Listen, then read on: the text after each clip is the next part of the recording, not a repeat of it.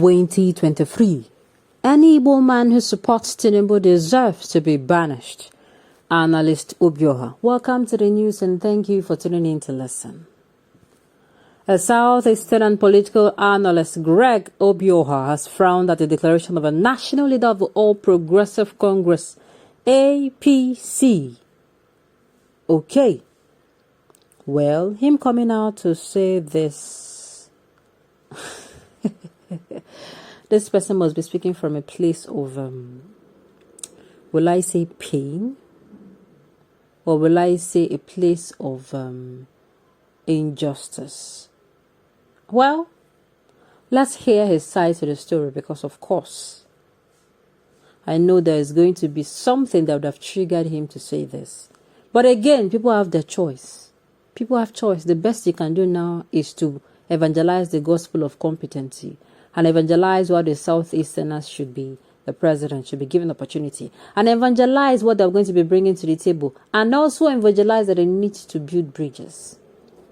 Yes, people are using the fact that these people are agitating for this Biafra for cessation, and they're using it against them so much. Yes, they're using it against them so much, and of course they're making use of other things like such as the fact that the All Progressives. It's not a kind of Southeastern kind of party.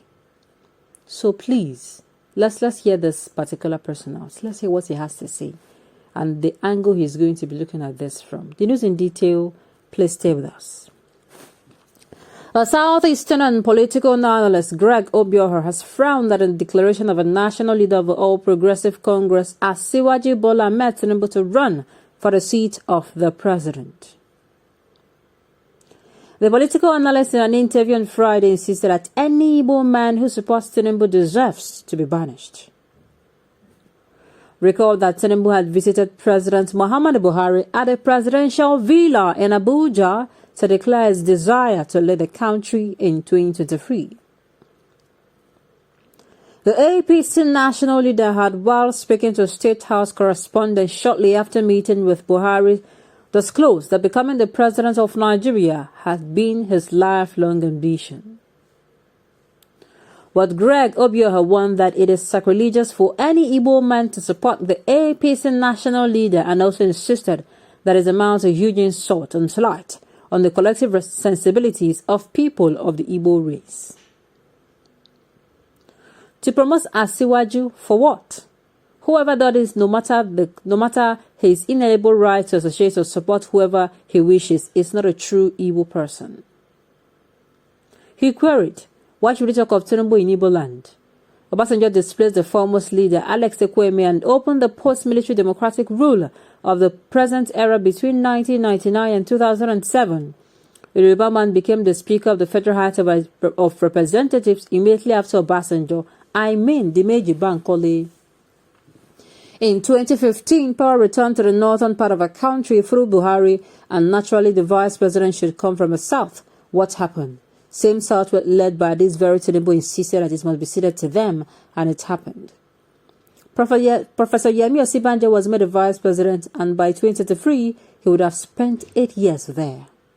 Continuing, the frontline politician stated again, shortly after the 2019 general election, while the Yoruba man in the person of Osinbajo was the vice president, same Yorubas of the southwest led by TINUBU insisted that the Speaker of House of Representatives should be ceded to their region, and that was how Gbajabiamila emerged. At the Senate, the deputy Senate president slot for the south was grabbed by Senator Omagi from Delta State. When Obasanjo ceded power back to the north on completion of his tenure, he said that the vice president slot meant for the south to the south-south state of Bayelsa, through Jonathan, who later became the president of Nigeria for 6 years. That implies that every slot that had been ceded to the south since 1999 returned of southwest or southeast. Obioha has submitted it as criminal, atrocious, and repugnant for TINUBU to think of taking the presidential slot of 2023 that has been ceded to the southern part of the country. Any woman that supports such criminality deserves to be banished. Okay.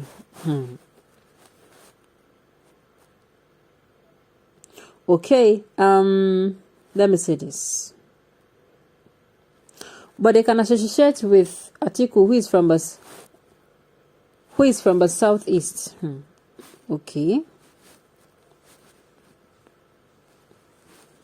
Because of money, they got tens of millions of naira, if not billions, from Atiku. In fact, they said Atiku is not happy with the Igbos and may not pick Igbo man as a vice president. He may pick from South because he was disappointed the Igbos did just as they did to Jonathan. The leaders pocketed the money instead of using it to do what Atiku expected. You should understand that these things are not done through political parties. Those office holders you are mentioning, did Igbos vote them to be in office? Igbos are arrogant, full of themselves. If you are really serious about ambition, then go and realign yourself with the winning party instead of making unnecessary noise that won't yield any dividend.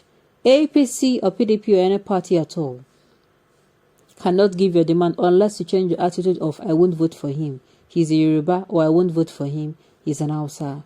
You people are too tribalistic. Even in Lagos, which is the stronghold of APC, you always vote PDP with all the benefits you enjoy there. So what is the chance you're looking for? You cannot reap what you did not sow. Okay. I'm very disappointed in your opinion. It shows your hatred to other tribes. Politics is about numbers, and you people did not have enough numbers to win an election without seeking other tribes' cooperation. You are not matured at all. Do you think with this Igbo can be given presidential slots? You are a joker. You guys need to fight for it, and TINUBU doesn't need you to win an election. Okay. So do not blame TINUBU in case he refuses to campaign in Igbo land. He has been declared persona non grata in Igbo land. Okay. And you want APC to present Igbo for its presidential candidate. You know, I don't know where this person is speaking from, but I think he's speaking from a place of policy annoyance, but he did not portray his message well. He did not. This is why I always cry, oh, history. If we had history, if history was here, at least history would have told us what truly happened, word for word. What I know is politics is not given on a platter of gold. You have to go there, work for it, fight for it, build bridges, communicate with people, build relationships. Then, if you have done all that, that is when you now start saying, okay, people now start saying, okay, really, you really want the presidency, and of course, you know, they should give you a chance. Okay, on this note, we have come to the end of the news. We say thank you for tuning in to listen. Until I come your way next time, enjoy the rest of your day.